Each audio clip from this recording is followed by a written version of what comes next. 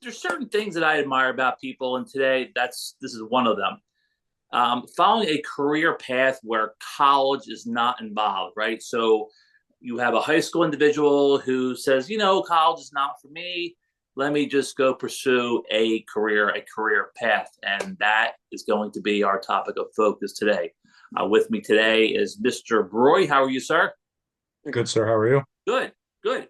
So we briefly talked before, and we agreed that this would hopefully be a good podcast, things to talk about because there's many people, Broy, out there who probably will relate to your situation where they may feel the pressure of going to college, but it may not be for them.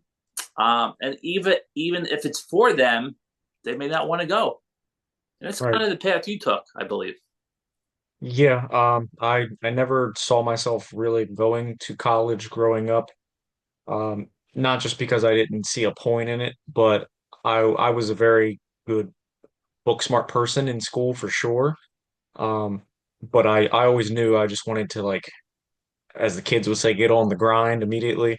Yeah. I wanted to have money in my pocket, right in school, right out of school, have a career set.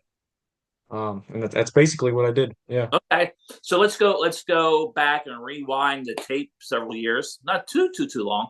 When you were in high school, when you were growing up, like what were your interests? What did your childhood look like? Without getting too deep, just on the surface. Talk to me about that.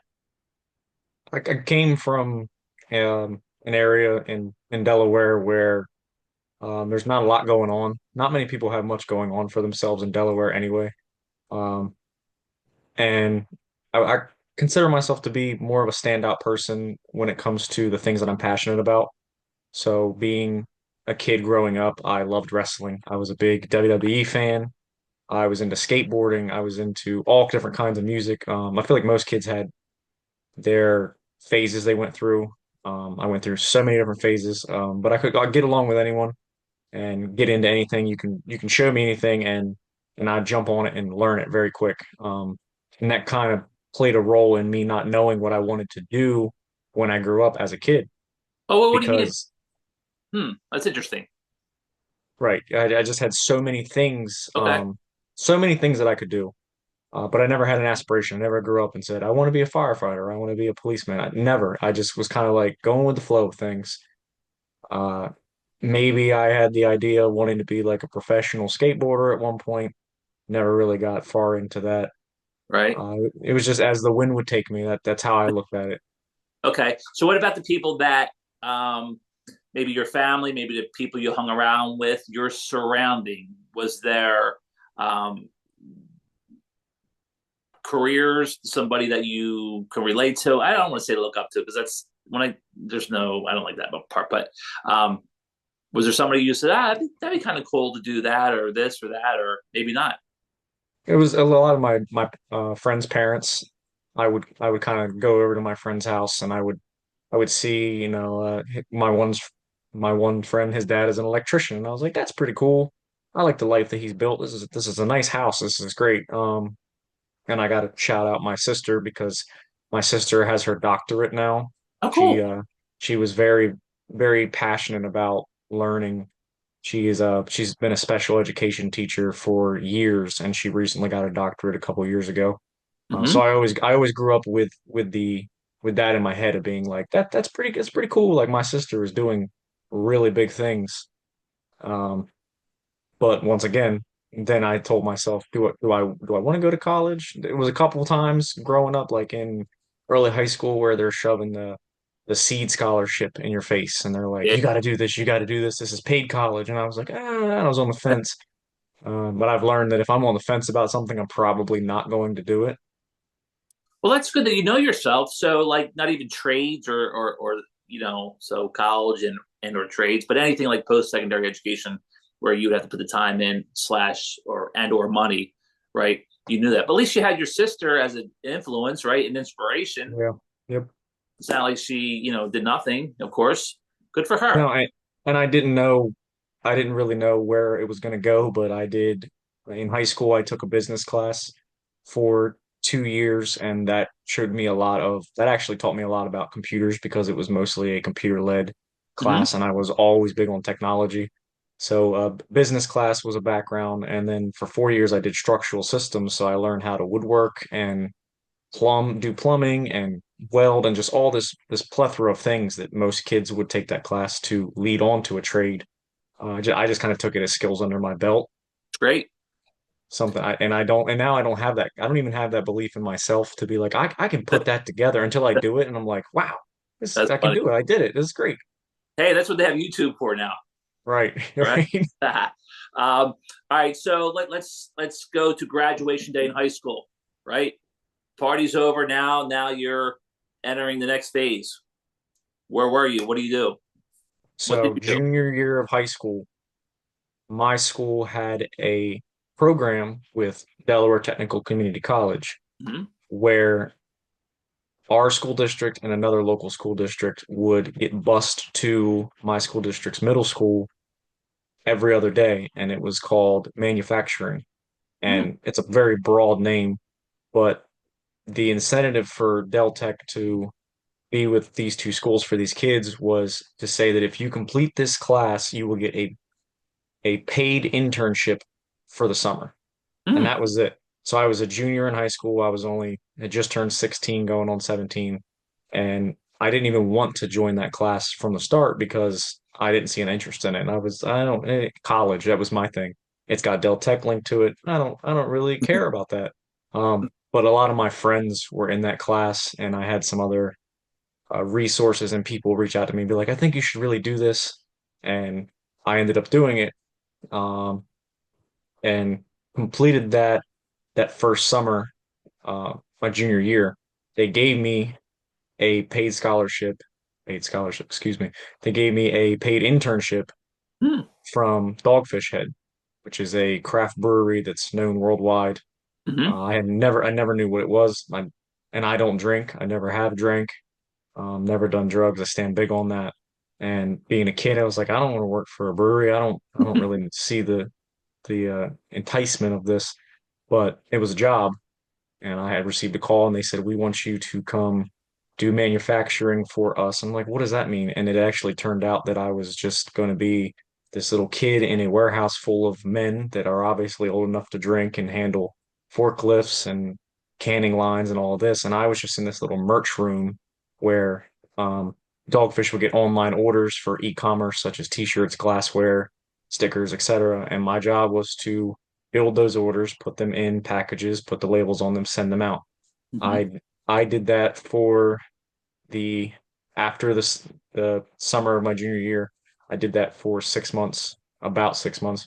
From July 6, 2016 is the date that I started, and I did that all the way until late December of that year, which was 2016.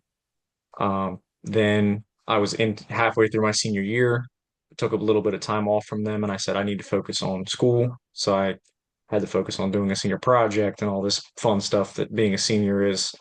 Fun stuff. I do miss that part of high school. It was great. But then graduation came, and 4 days after I graduated, I called them up and I was like, I'm ready. I'm fully focused to work. This is what I want. And they had actually questioned, like, oh, you're not doing anything, college plans? And I was like, nope, full time, I'm yours. And they were like, well, we enjoyed having you. We appreciate what you've done. We're actually going to throw you down to our Rehoboth Beach location, which is Dogfish Head Brewings and Eats. And they said, we're going to shoot you down there. You're going to talk to the chef. He's going to tell you what to do. And I got my foot in the door there being a dishwasher.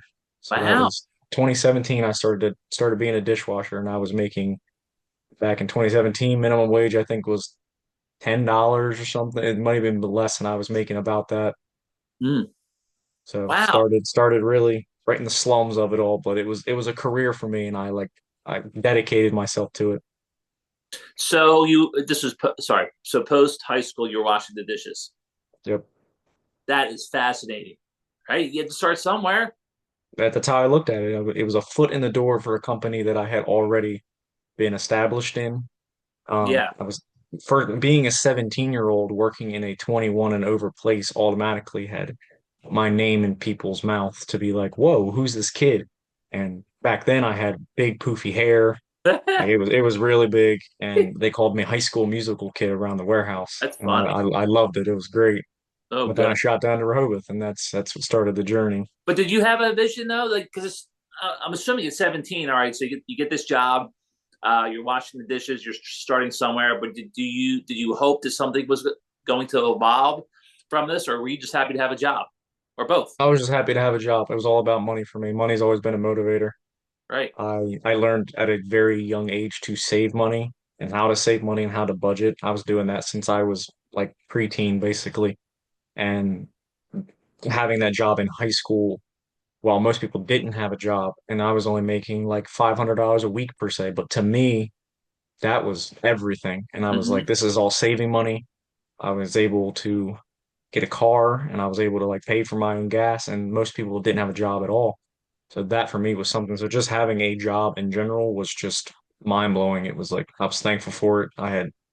And I have to thank everyone in that program in high school that really put me through wherever they are all at. I don't even know if any of the other kids that were in that class with me made it, if they had seasonal jobs or what, but it worked out for me. So what makes you so disciplined? Even back then, what's what was it in you to be so disciplined? Because kids that age are not disciplined. Yeah, I guess the environment I grew up in wasn't the best. Um, Which the would school that I went to. you would go the other way. Right, that's what you would think. Yeah. But I took it as a learning curve, and it's just more motivation. I was destined for myself to be like, I don't want to put myself in a hole. I basically just learned from what I had seen and did a full 360. Mm-hmm. And I've never been one to shy away either. I had a lot of people help me in Mm-hmm. various ways to get me to a level where I felt confident enough to kind of run my own show. A big part of it for sure.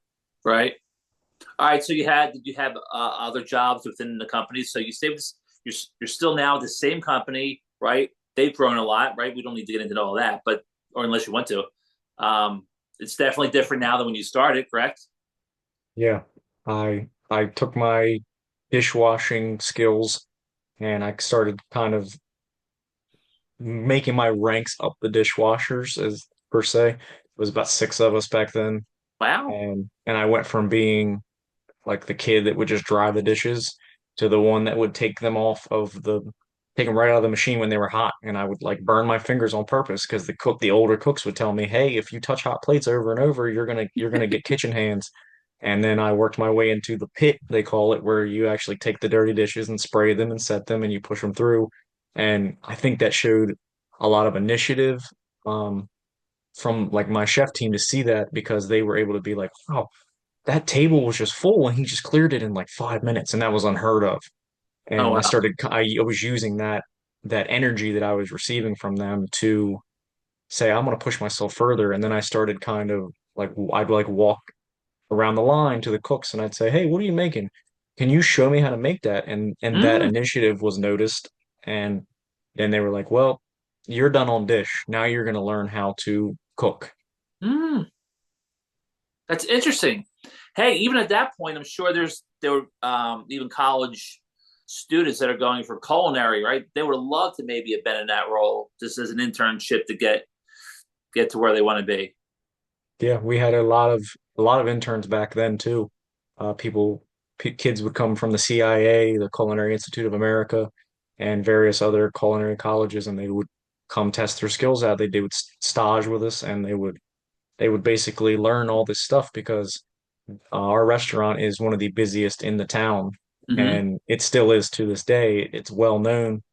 Um, but it was just fire underneath for me to learn everything. I just wanted to learn. It was all about learn, learn, learn. But in the back of my mind, I was like, the more that I learn and the more that I showcase, the more I can get paid. Because once Yeah. again, money is always my motivator. So Uh, but at the other you were side the of type it, of guy who, correct me if I'm wrong, I don't even know. Were you the type of guy, or maybe you still are, you get there early and stay till wherever you need to get the job done? I know things have changed through the time, but like back when, I would peg you for that kind of guy yeah, who did that. for Um, sure. so hopefully, those who are watching can absorb your energy, um, and be a sponge to what you have done. right? You were pounding the pavement. It became less of a job and more of a passion, and that is a beautiful thing to see specifically in a kitchen is when somebody has passion behind what they're doing. You want to be around them because you Yeah. can tell they're here for the place, not just the job, not just for the money. And that's what it eventually turned into was learning one station, and then I learned another, and then I learned another, and I became like in the sense of being like, man, we need somebody to make pizzas tonight. Roy can do it. We need somebody to work the fryers. Roy can do it. Or we need somebody to work a double. I would happily do that. Awesome. It was a beautiful thing for me. I just wanted to help. So that's every company owner's dream, manager, whatever, to have somebody like you. And I don't think that happens too often today. So did you ever get to the point where you're like, wow, I'm getting paid to do something I like? Yeah, yeah, and I really liked training people. I just felt that because I liked it when I would train new people, I kind of always wanted to pass the torch and I wanted to be like, let me show you how this is done.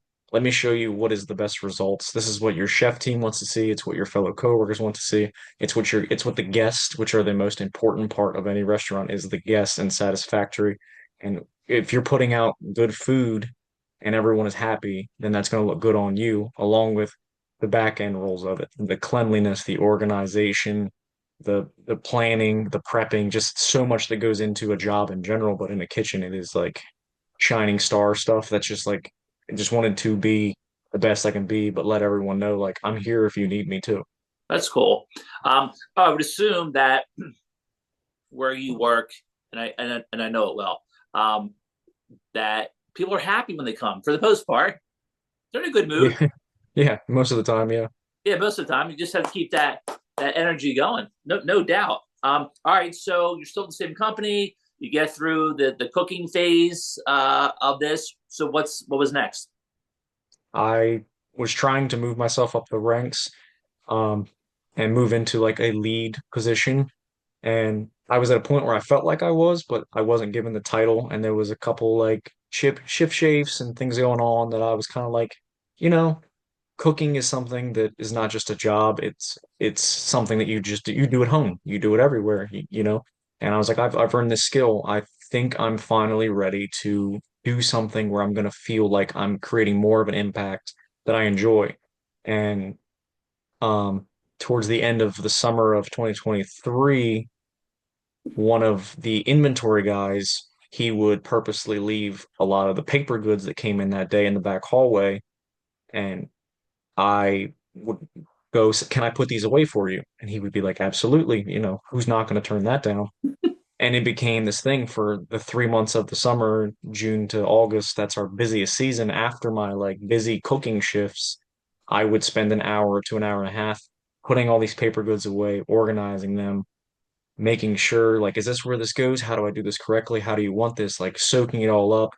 And that kind of turned into like going in the office and seeing the paperwork side of what he did and being like, how do you do this? What are you doing? What is this inventory program? What's this? And I think that that was my initiative that they saw that they liked, and a position actually opened up where he took a higher role and his position opened, and they basically were like, hey, this inventory role is open now, and we would like you to apply for it. And I was like, absolutely. And they gave it to me pretty flawlessly. I Hmm? was super excited. I mean, it was the best feeling to get that and know like what I'm doing is going to be beneficial for everyone because everyone knows me. Like you said, it most people are happy. I get Hmm? told all the time I'm one of those people where if I walk in a bad mood, then no one's going to be in a good mood. Hmm? And that was so good. So now, my job title is the inventory control coordinator for Dogfish Head's LB&T local brands and tap rooms down here in Delaware. So I run the inventory for Dogfish Head Brewing and Eats, Dogfish Head's Chesapeake and Maine, and Dogfish Head's tasting room and kitchen. Oh my goodness, that's a lot. It is a lot. It is a lot goes into it. Yeah. So Um, which role up to this point do you like the most? I know you could probably say this role. this role Yeah, definitely. makes sense. Um, and there's nothing easy about it either. It's simply just because I feel like I have a purpose when somebody says, "Hey, can you get this?" And the next day it's there and it's organized and put away, and they're like, "Oh, we never run out of anything."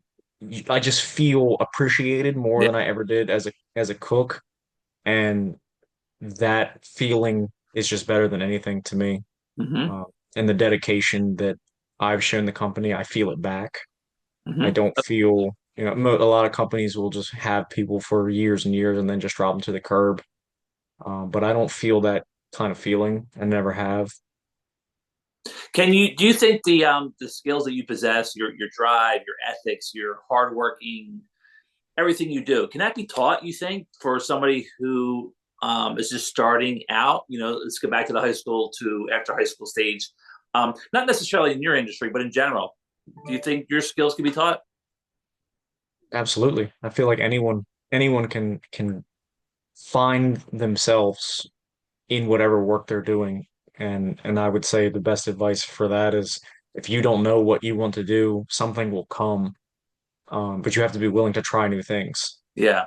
Yeah. I always said I never would work in fast food. I remember being a kid and saying like, I don't want to be a cook in like McDonald's. Yeah. Because in my town, there's a couple of local restaurants, and I was like, all the kids are working there. That doesn't seem cool to me. But I took a shot at doing the e-commerce, which was inventory, and then I ended up cooking, and then I did a full circle in the same company doing an even bigger inventory role. And that's I mean, how can you not like that? That's great. That's like a beautiful story of like full Absolutely. circle. Absolutely. What about working with others? Because there's some people who are employees that are introverts, some are extroverts, and some a mix. How do you handle like other employees? I'm sure it's not rosy every day, every year, right? Let's be honest. Um, but what kind of person are you in terms of your people skills? I've always said that you can't walk into a conversation with an expectation Hmm. because everyone is different. Everyone is going to have a different opinion. Everyone is going to have different triggers. They're going to have different things that make them happy, things that make them excited, things that would offend them. So you just walk into every conversation with a clean slate and you start to learn people. And if it's your coworkers, you learn who likes what and how to talk to someone and, what are their interests? How can I get to know them? What can I do to make them happy in my job role? What can they do for me? Everyone is just their own person, and that's just I've always kept that in the back of my mind. So I don't believe that I have any bad blood with anyone in the world. I hope not. Great. But Yeah. that's why is just being able to kind of understand Hmm. people in general. Right. But correct bad behavior if need be. Yeah, yeah, you always got to stand your ground every once in a while. Right. Stay in your lane. Yeah, I hear you. Um, well, that's good. That's awesome. So, what are your plans now? Or what would be your vision, if any? And there might not be. You might just be content where you are. Now, how long up to this point today have you been there with the company? So in July will be 9 years. Wow, So starting in high school until now, 9 years. that's great. Um, yeah, I think so too. It's pretty cool. But the role that I'm in, there's a lot of growth. I've learned a lot. Me as a person, I've it's helped me with my confidence insanely. I think it goes to show that if you are someone like me, I've always struggled with social anxiety, Mm, anxiety in general. The role itself and the people that I'm with and like finding a dedication to something has really made me open up to people. I can talk to anyone now. I can talk in any situation, and I'm happy to be places. I used to be a big introvert and not really? want to do anything. Um, but that leads me on to that I'm so happy with my job that I know there's other paths that will follow in this job, Mhm. that it's just like climbing the ladder. And that's kind of my plan in the long run is to just stick to what I'm doing, continue to learn new skills and learn these new things that I've learned over the last 9 years of my journey and take that with stride to kind of push to be the next big thing in the company, whatever, just whatever roles are needed, I can fill. You're open minded, right? And I appreciate you sharing the anxiety piece. So, let me ask you, because you're not alone, or you are not alone with the whole anxiety. I think a lot of people have the anxiety. What would be your advice from a coping mechanism perspective for for younger people who go into a situation where it could be overwhelming? How do people cope with that in the workforce? Finding finding a coping mechanism is super hard for people in general. Trying new things is something that that's such a bland thing to say, but it's true. I would have never been where I was if I wasn't willing to try it. And then when you get there, kind of being yourself and don't let anybody kind of back you down. I've learned that very easily as well. I from the get-go, I'm very energetic and I'm very exciting, and some people might feel that you get that feeling, oh, Roy's annoying, and then you just have to kind of be like, all right, well, like let me pump the brakes a little bit, but let me still be myself and kind of find a way to open up to this person that might find me annoying, so where they don't anymore, just Interesting. Is there an example you can give me on that one? like if I was in the kitchen cooking and we're in a really busy service and I'm screaming a song that we've got playing over the speaker, and the girl that works down the line on the salad station, she's giving me a dirty look, and she's like, I'm trying to focus on making my salads and bro's distracting me. Well, I'm gonna probably walk down there and just kind of talk to her and say, not to start a confrontation or anything, but just understand, like, do you not like me? Do you not like me and like singing in this moment? And she might say, well, not while I'm trying to focus. And I'm like, okay, I understand that. And that helps me. That goes back to understanding people, being like, okay, let me understand my surroundings here. Let me understand that not everybody might find me funny or match my energy in a high stress situation. Because when it's a high stress situation for me, I thrive. I Or thrive under pressure and thrive. I love it. you're an adrenaline junkie. Oh, I love it. The adrenaline is pumping when we're in the middle of a rush like that. It's Nice, nice. sometimes I still will help cook every once in a while if it's asked for that feeling in the middle of the summer, especially. Yeah. It's pumping out good food at a good pace with that adrenaline going is awesome.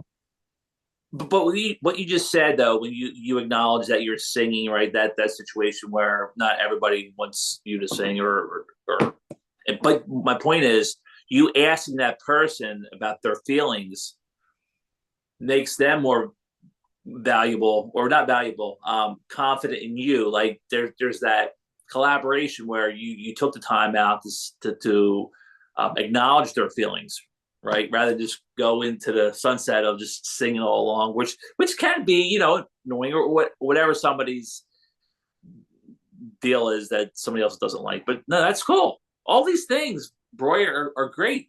Wow. Yeah, it's just I'm a people person. Yeah. Do you I'm a really people know what a hard person, and you are, though? Really? Do you yeah, pat yourself on the back? I give myself more credit now than I ever have before, and Yeah. that plays from the confidence that this job and the way my life has gone in general. Yeah. Because I used to be a Debbie Downer of myself, and I was like, I don't have any confidence. I When can't do that. was that? It was going, in the early high school and then after graduating and into the new job, I don't hold myself on a high pedestal at all. I still to this day will hold everyone is equal to me. There's no one better and nobody that's not any better. Yeah. And I think that's a great way to live. I'm happy with the life that I have and everything that I've accomplished. And just making sure that everyone else is happy and comfortable with me. That's such a priority, I believe. Do you think you overplease? At times, Yeah. That's a, but if it's addressed or if it's felt, then that's when I'll take a step back and kind of say, what do I need to do here to not overstep, not overplease? mm-hmm, mm-hmm. All right. One more thing. I won't hold you up. So let's talk about accountability in the workplace. What skills have you acquired that helps you deal with not only your own accountability within the workplace there, or others? I'm assuming not everybody carries their own weight, their weight all the time, right? That just makes common sense. Um, but do you address people that need to be held accountable? When it comes to how long I've been there and everyone liking me, I feel like I've earned the respect of people to play the role of a leader where if I ask someone of something or I see something that needs to be corrected, if I approach them, they're not going to look at me as someone that's being rude or Like I'm not going to listen to him. I'd say 9.5 times out of 10, it's going to be reciprocated. They're going to be like, you know what? Yeah, what do you need from me as well? That's great. Um, Putting people in their place is not a phrase that I Right. like to Right. say. No It's doubt. just more, like you said, correcting. It's correcting and it's keeping people accountable for, hey, this is what you're supposed to be doing. Could you also do this? Or if you're not doing what you're supposed to be doing, can you please do it so you can benefit everybody Right. here and we can just have a better workplace, a better environment. When everyone's happy, the environment's happy, and everything runs smoothly. It's how you say it, right? I think you have all these great skills. I love it. I really do. I'm Thank you. proud of you, Roy. I am. I appreciate Um, that. well, listen, I'll let you go, but thanks for giving me your time and telling me your path. You really had any lows other than your typical teenager going through the high school, you know, zigzag through life type of situation. But yeah, good stuff. Good stuff. Thank you. Yeah, for sure. And maybe we'll catch up when you are general manager. Hey, that's the goal, right? That's the goal Right? line. Cool. All right, Roy. Thank you.